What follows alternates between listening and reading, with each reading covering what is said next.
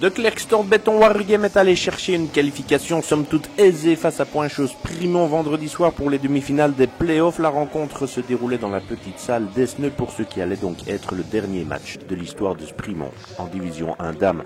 Avec une défaite 64-91 au compteur, les Liégeoises ont manqué leur sortie et les Flandriennes ont pu s'offrir un match en définitive plus facile que prévu. Nele Deyart aura fait la leçon aux jeunes Liégeoises privées de leur capitaine Natacha Dopé. La capitaine flandrienne, elle, donnait le ton dans cette partie qui allait pourtant être disputée durant les 12 premières minutes. Nele Deyart avait répondu de Remingo du côté de Sprimont et le marquoir allait se tenir à 6-10 puis 10 partout. Avec Stéphanie Meggio, Yana Raman trouvait la bonne distance, ce que faisait aussi de Remingo de l'autre côté, au-delà de la ligne des 3 points.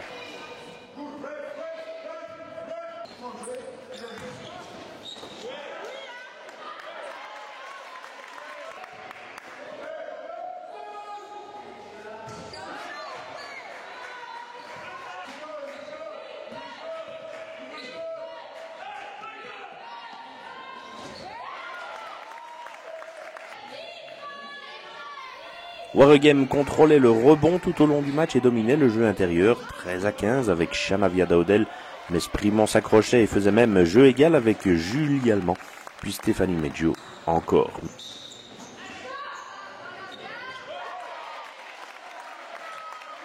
Mitecellus allait égaliser à 17 partout et le marquoir s'arrêtait sur un prometteur 19 partout à la 10e.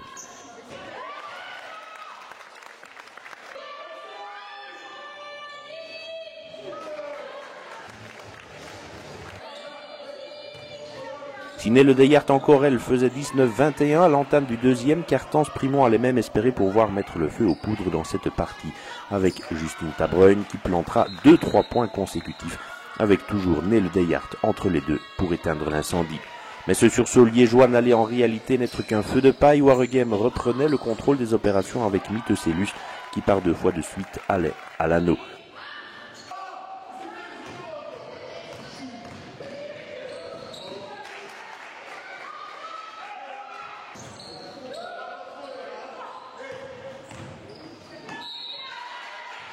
Plus patient et mieux construit dans ses attaques, Waregem gardait toute sa concentration pour planter un 0-13 avec Inge Melemans et Shanavia Daudel pour lancer déjà les Flandriennes vers un facile succès. Nele Deyart portera le marquoir à 26-38 et Yana Raman en rajoutera une couche à longue distance pour faire 28-41. Il y aura même 15 points d'écart avec Inge Melemans. Le ressort était manifestement cassé du côté de Pointe-Chose-Primont, même si Lara Gaspard tentera un dernier coup de rein, par 2 fois d'ailleurs, avant la mi-temps, sifflé sur la marque de 32-44.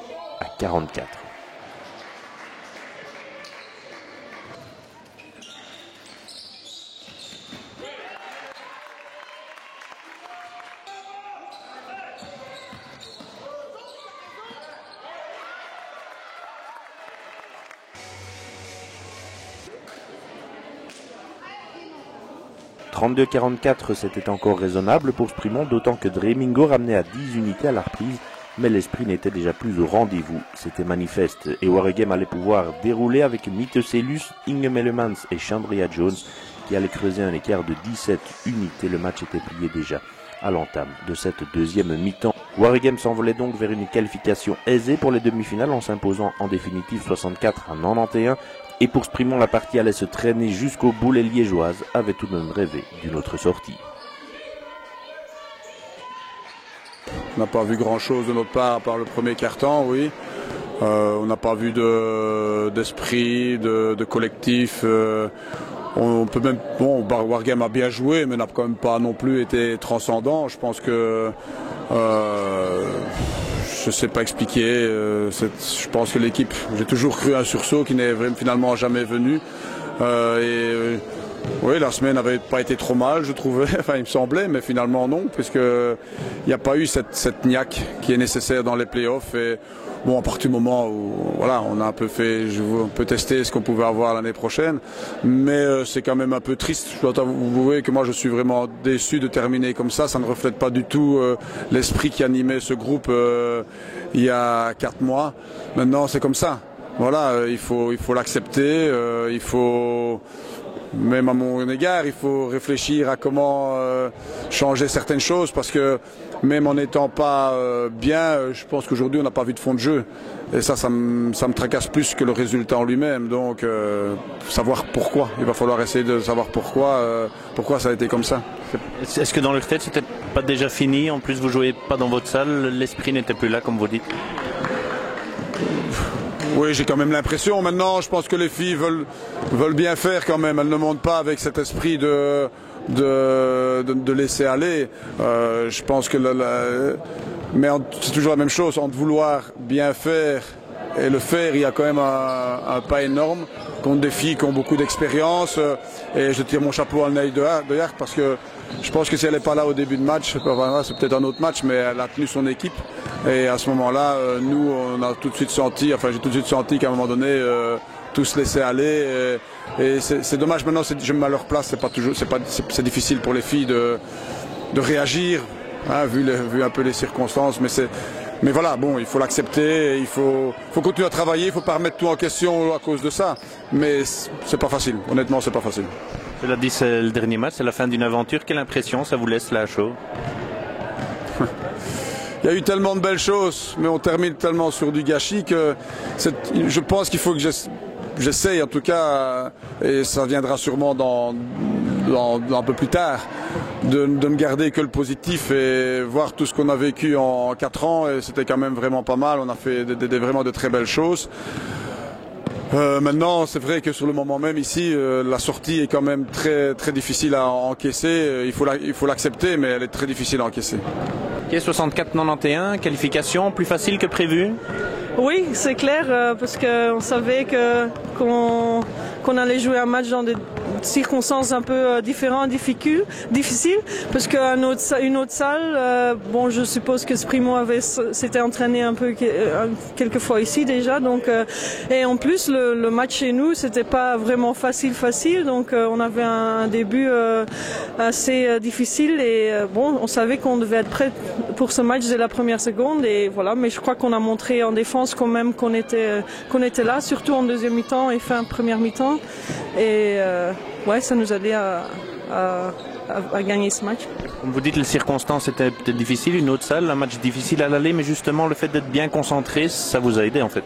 Oui, je pense que ouais, personne voulait un troisième match, comme ça on peut bien préparer la demi-finale contre Namur et ouais, peut-être le focus était là, plus que d'habitude, mais bon, c'était quand même 2 heures de route, un vendredi après-midi, tout le monde était allé à l'école toute la journée, il y a des gens qui ont travaillé, donc ça fait des changements par rapport à un match au week-end, quoi. Mais bon, je crois qu'on a bien réagi et on a montré sur le terrain qu'on était prêts. Vous avez joué simple aussi, c'était efficace aussi par moment? Je pense qu'on a bien... Au début, c'était un peu dur, on ne trouvait pas très bien les combinaisons, mais au bout d'un moment, on a bien bougé sans ballon, on a bien coupé vers la balle et ça nous a donné des combinaisons jolies, quoi. Donc. Et finalement, c'est une qualification idéale, comme vous l'avez dit, pour bien préparer la demi-finale? Oui, maintenant on a le week-end pour récupérer de ce match et voilà, je crois que on peut bien préparer et se concentrer sur le premier match de la demi-finale. Ça va pas être évident, mais je pense qu'on n'a rien à perdre et je pense qu'on peut apprendre beaucoup de ce dernier match du championnat régulier qu'on a joué contre Namur. Donc j'espère que ça va aller. Le dernier match comme ça, on est quand même vachement déçus. Bon, en même temps, on n'est pas dans notre salle, on a eu plein de problèmes et tout ça, donc on aurait vraiment voulu terminer au mieux, surtout que quand même à Wargame, on avait accroché quand même pas mal. Ici, bah voilà, vraiment de la déception, je vais dire. Il y a quand même eu un bon premier quart-temps, qu'est-ce qui s'est passé ensuite? C'était fini dans la tête des filles? Franchement, j'en ai aucune idée. C'est vrai que dans les premiers cartons, on était bien dedans, etc. On se donnait. Et à la fin, j'ai l'impression qu'il y a vraiment eu un relâchement. On était fort écartés de l'anneau à chaque fois. On se regardait jouer, donc je comprends pas vraiment non plus ce qui est arrivé en fait. C'est un peu difficile de suivre le match du banc. Vous auriez voulu jouer, j'imagine? Oui, quand on est comme ça sur le banc et qu'on est blessé, on a, surtout quand c'est le dernier match, le deuxième match des playoffs, qu'on sait qu'il y a une possibilité. C'est vrai que quand on voit un match comme ça, on a envie de mettre son équipement et monter aussi sur le terrain. Quel regard vous portez sur l'aventure de Sprimont maintenant que c'est fini? Pour moi, ça a été une belle aventure. On a fait un début de saison vraiment magnifique. Et on a un groupe génial et je suis un petit peu déçue que ça se termine comme ça, mais on a vécu de bons moments, donc c'est ça qu'il faut retenir.